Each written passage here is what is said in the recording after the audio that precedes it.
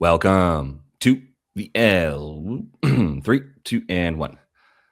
Welcome to the NBA Coast to Coast podcast brought to you by lineups.com. Nate and Josh here closing out 2025 with everybody. Happy New Year here on Wednesday. We've got 9 games in the NBA, and we are taking a look at some best bets. We got some player props, sticking to the games that we'll make sure you guys get to the video by, essentially the later ones. That's what we're sticking to here. But hope you're enjoying the early action all day. So let's get into a rematch of the 1999 NBA Finals, the Knicks and the Spurs here in San Antonio, and you like them, the Spurs in the first half. Yeah, maybe more relevantly, the 2025 NBA Cup rematch. Oh, right. Nice pull.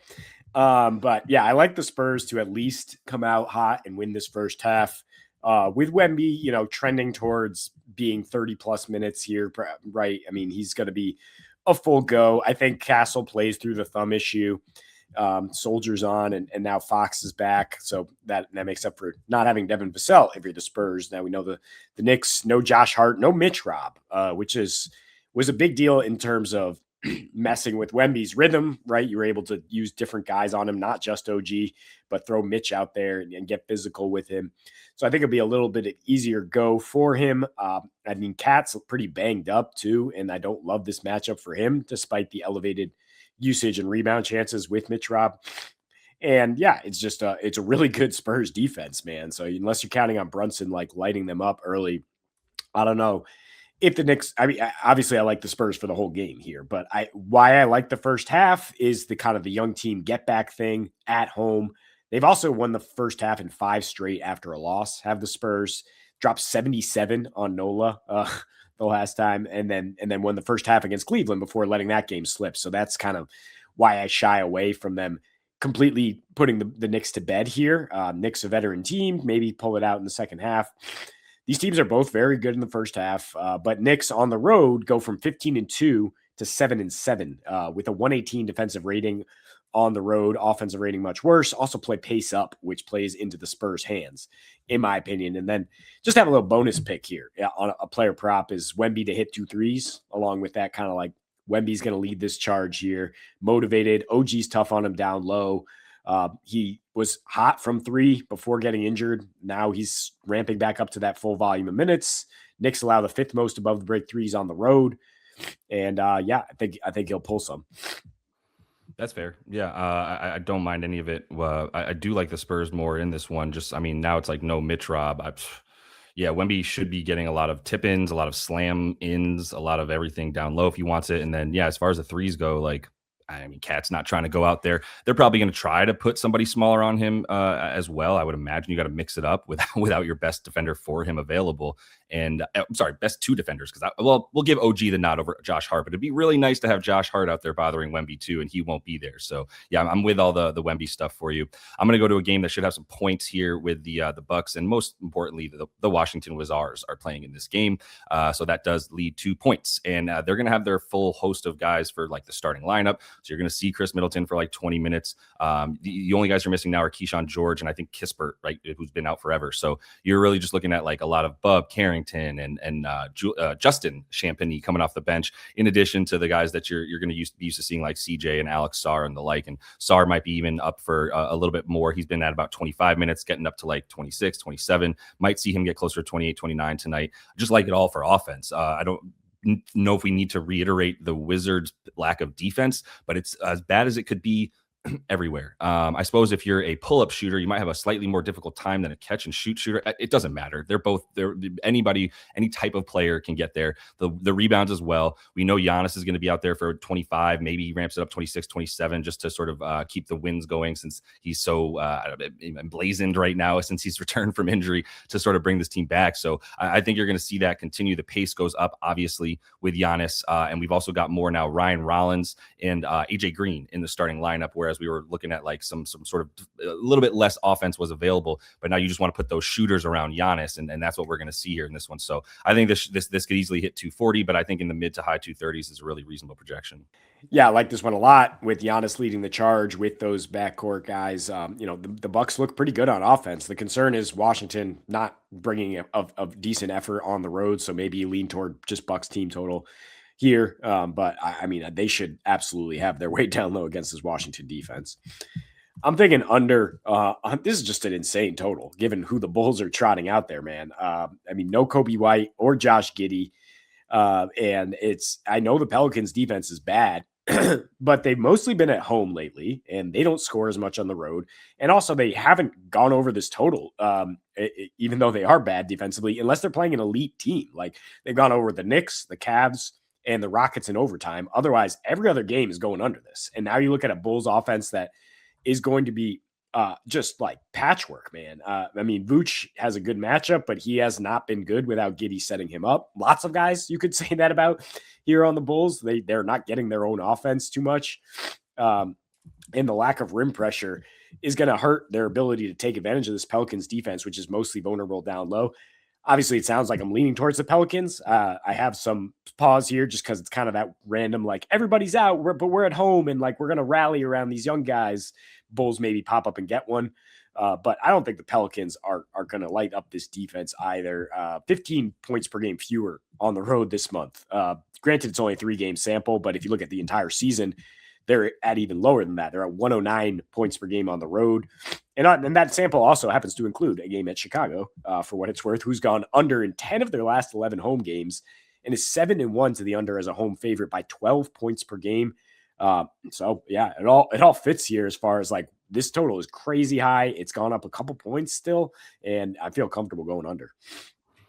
Yeah, I think that's fair. I consider this as well, with the lack of offense that you're going to see, and actually a little bit of an increase probably in defense then for the Bulls here. A little bit more Okoro, a little bit more Ayo Dosunmu, a lot less Josh Giddey and Kobe White, two of your worst defenders. So yeah, two of your better offensive players and your worst defenders, both key. So yeah, I think this is going to be a pretty like fast-paced game still because the Pellies are playing that way. I just don't think the efficiency is going to be there on offense, and the Pellies have been like 12th on defense since Zion came back, and he's been in the starting lineup for like, I'm not saying he's contributing. I'm just saying for whatever reason, they've been a bit better on defense for the last like 5 games or so. So I'm also going under in this one here. The Raptors, you've been talking about Raptors unders forever, and it's rearing its head here. I think RJ Barrett probably goes, but he's still on limited minutes, and it's just been a wild transition from a pretty good offense with him to just putrid without him.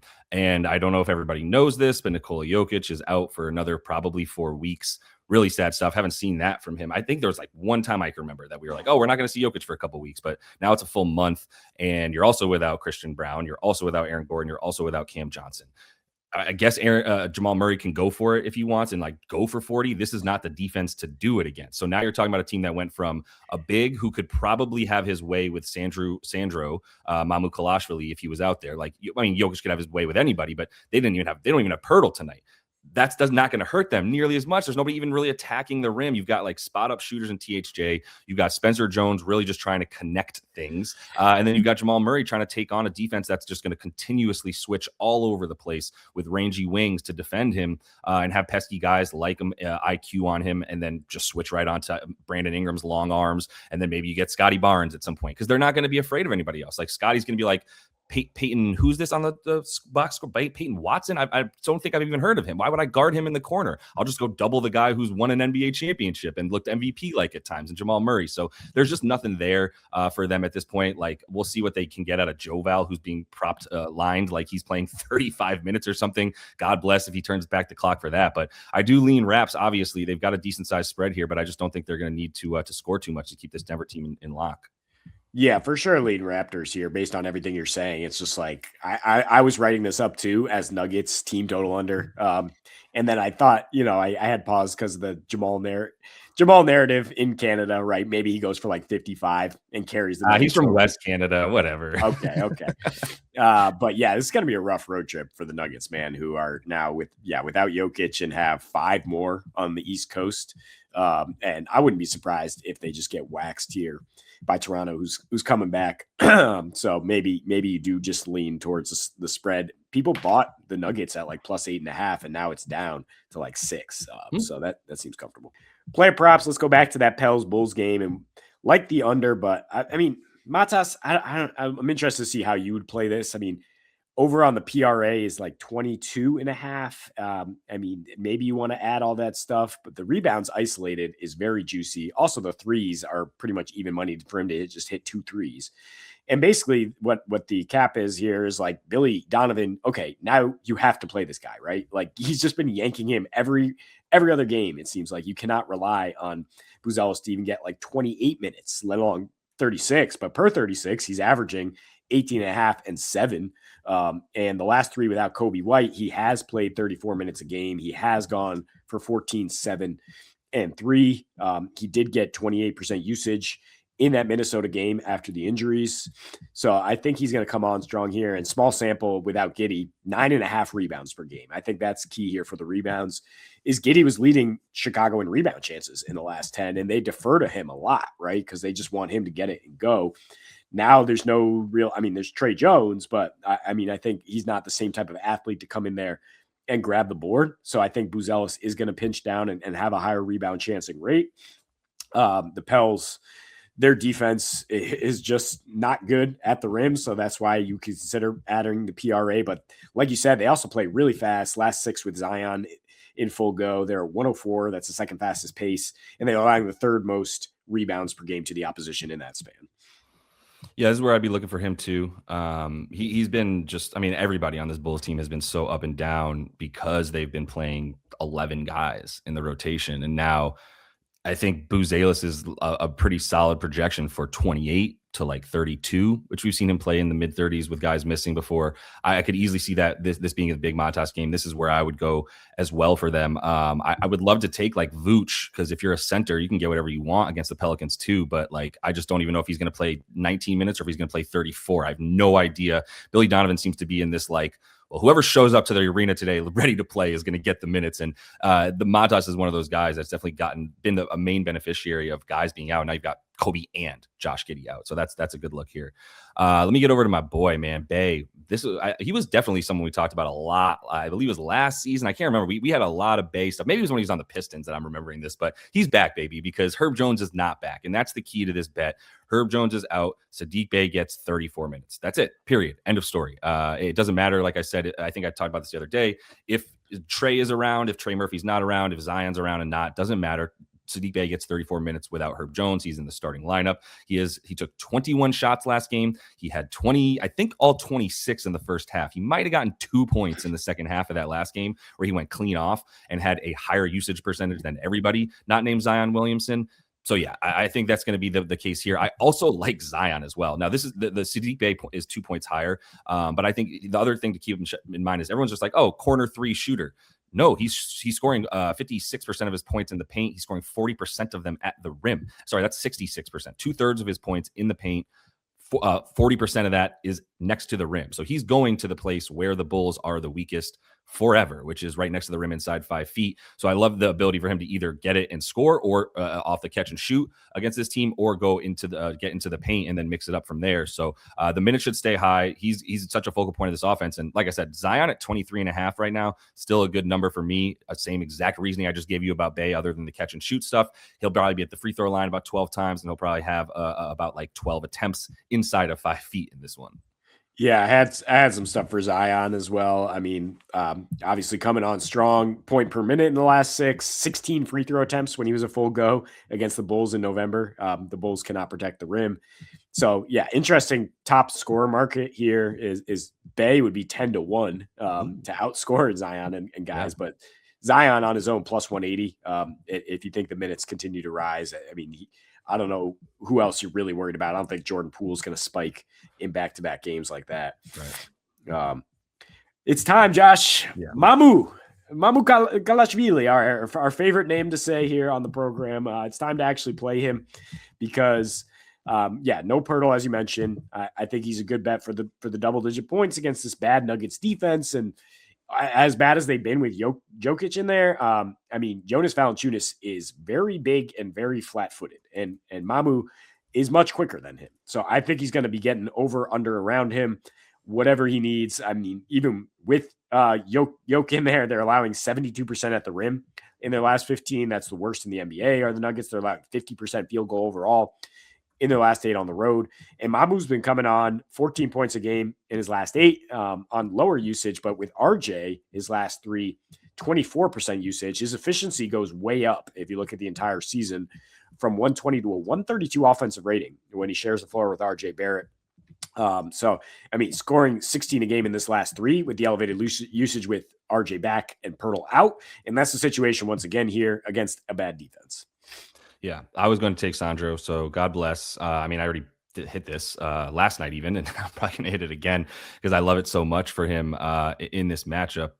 Especially, I just don't think anybody's going to be coming out to guard him. I do like the threes that he's been taking. I just love that, like, even when he's played like 23 minutes in these games without Pirtle, he's taking like 11 shots. Basically, he's like a shot every other minute for this dude when he's out there. So he's definitely firing, and it seems like he has that green light. And if he has a matchup that he feels like he can exploit, which I think he should be able to today, then that's going to be a guy you want to take advantage of. Just the athleticism. Not necessarily the size that he's bringing. It's the athleticism that he brings, that and the versatility. So let me get to Deuce. I do think like it's been a weird season for the Knicks bench, essentially. Like Jordan Clarkson, not quite what Knicks fans were hoping for. Tyler Kolek, definitely what Knicks fans were hoping for, just can't play a lick of defense. And that has been clear from Coach Mike Brown, that he's like, I need this kid to play better defense. And it's funny because this is an exact quote that Tibbs said last year about Kolek in Summer League. Mike Brown said it this year in Summer League. Then he just said it about like 3 days ago as well. There's just like this consistent, if you Google Tyler Kolek needs to be better at defense, you're going to find like 4 coaches coming down with quotes over the years saying that. The point here is that Deuce is back, and he hasn't really been missing too much because of injury. He had some personal stuff. He was a little bit hobbled here over the most recent games that he missed, but really overall, it's going to look a lot worse for him when you look at how many games he's played because of a lot of personal stuff that he's been going through off court, nothing to do with injury stuff. He came back, played 18 minutes in this last game against the I forget who they just played. My bad. Yeah, it was the Pels. I thought so. Yeah, they just beat the Pels. Excuse me. But it's obviously a much worse defense than what they're going to see today in the Spurs. But it just got me thinking and looking like, wait, so what happens if Miles only plays like 18 minutes? Is this pretty natural and recurring for him to get at least 10 points? Absolutely. He averages more than 10 points if he gets 18 to 20 minutes. And that's been a sample size of about 7 games, gone over in 6 of 7, averaging 10.5 points in those games, reached as much as 16 points when he played 20 minutes. There's no reason to, like, I'm not going to project that he's playing like 24 like he has averaged on the season. He's actually averaged 26.5 on the season. But we've also got no Josh Hart. And when at least one of Hart, OG, Jalen Brunson have been missing, with then Miles McBride has played at least 25 minutes in all of those games. So if he is relatively healthy and good to go, they didn't need him as much in the 18 minutes he played last game. Even 18 minutes this game, I still have a 10 like 9.5 almost 10 point projection for him. So I think he's going to get over this with a lot of room to potentially go over even more in the minutes and such. Yeah, I mean, and as a backup, those 18 minutes are going to come against what, like Dylan Harper, not Stephon Castle or the main man, or Castle might even be out. Yeah, in this one because he's still questionable, and then that bench is even weaker. You got Champagny's a good defender now in the starting lineup, so yeah, things move around nicely for him. To your point, for sure. Yeah, so that's a good angle there as far as getting it done against the second unit. Yeah, I hope Castle plays in this one, but we'll see. That is all the time that we have for you guys, though. Happy New Year to everybody. Like we said, hope you have a great 2026. We're gonna be back here with you in 2026 with more NBA action. Also have the NFL stuff for you for this weekend. So until we see y'all next, happy betting.